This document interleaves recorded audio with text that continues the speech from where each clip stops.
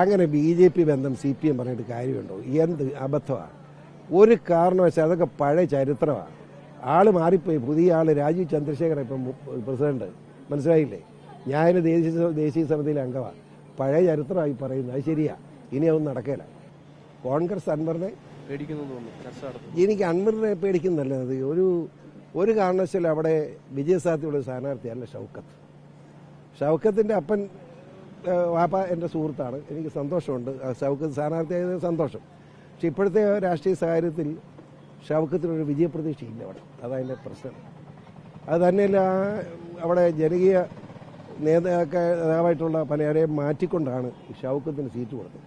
അതിനകത്ത് മുസ്ലിം ലീഗിൻ്റെ അതിപ്രസരമാണ് ഉണ്ടായിരിക്കുന്നത്. അത് അപ്പം അവിടെ മുസ്ലിം മാത്രമല്ലല്ലോ അവിടെ ഉള്ളത്, മറ്റുള്ള മതസ്ഥരുടെ ഇടയ്ക്ക് വളരെ മോശം അഭിപ്രായം ഉണ്ടാക്കിയിരിക്കുകയാണ്. അത് ഷൗക്കത്തിന് ഗുണമാവില്ല എന്ന് എൻ്റെ അഭിപ്രായം. ഞാൻ ഇന്നയാളെ പരിഗണിക്കണമെന്ന് പറയാം. ഞാൻ BJP ജയിക്കണമെന്ന് പറയുന്നയാളാണ്. അപ്പം ഞാൻ കയറി ഇന്നയാളെ പരിഗണിക്കുമെന്ന് പറയാൻ പറ്റില്ല. പക്ഷേ അവിടെ മലയോര മേഖലയോടും കർഷകരോടും ഒരു ഉത്തരവാദിത്വമുള്ള ഒരു സ്ഥാനാർത്ഥി വരിക എന്നുള്ളതാണ് അതിൻ്റെ മര്യാദ. ആ മര്യാദ കാണിക്കേണ്ടതായിരുന്നു.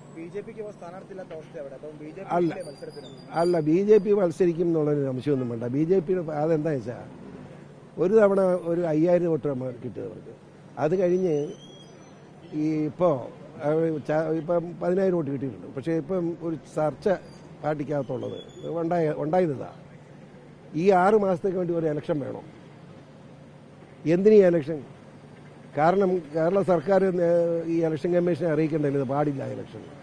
കാരണം ഈ ഇലക്ഷൻ കൊണ്ട് ഒരു ഗുണമില്ല. ഒരു MLA ഉണ്ടായി സത്യപ്രതിജ്ഞ ചെയ്യുന്ന 3-ാം പക്കം വീണ്ടും ഇലക്ഷൻ. അത് സംഭവിച്ചെന്താണെന്ന് വെച്ചാൽ ഇലക്ഷൻ കമ്മീഷന് കുറ്റം പറയാൻ പറ്റില്ല.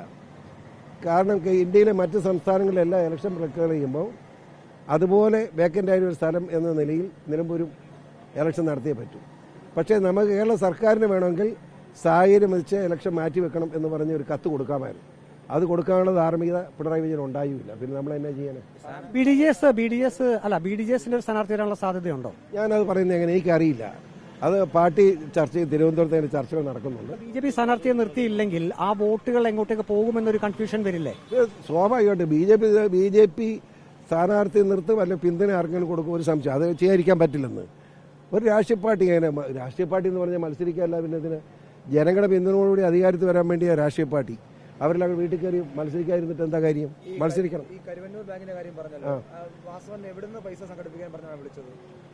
മെയിനായിട്ട് ഈസ്റ്റ് ബാങ്കിൽ നിന്ന് ഞാൻ പറഞ്ഞല്ലോ, അതായത് പൂഞ്ഞാർ ഈസ്റ്റ് ബാങ്കിൽ 100 കോടി രൂപ കടം വേണമെന്നാണ് പറഞ്ഞത്. ഞാൻ കൊടുക്കുമോ? അതിന് 15 മെമ്പർമാർ എൻ്റെ പാർട്ടിയാണ്. ആ എങ്ങനെ ഇരിക്കും? ആ ബാങ്കെന്നുള്ള ഉറപ്പല്ലേ?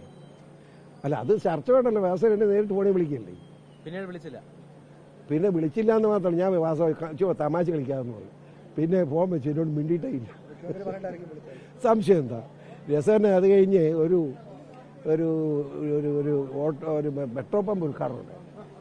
ആ പെട്രോൾ പമ്പിൻ്റെ ഉദ്ഘാടനം ഞങ്ങൾ രണ്ടുപേരും കൂടെ. അന്നും വലിയ വിഷമിച്ച വാസവൻ എന്നോട് സംസാരിക്കാൻ പറ്റുമായിരുന്നു. പക്ഷേ വാസവൻ കേട്ടോ, ഞാൻ വ്യക്തിയോട് പറയാം, അയാൾ ഒരു കറിക്കച്ചവടക്കാരനായിരുന്നു കള്ളുഷാപ്പിൽ. പക്ഷേ ആ കറിക്കച്ചവടക്കാരനായ വാസവൻ ഇന്ന് കേരളത്തിൻ്റെ മുഖ്യമന്ത്രിക്ക് തുല്യമായ ഒരു മന്ത്രിയായി മാറി.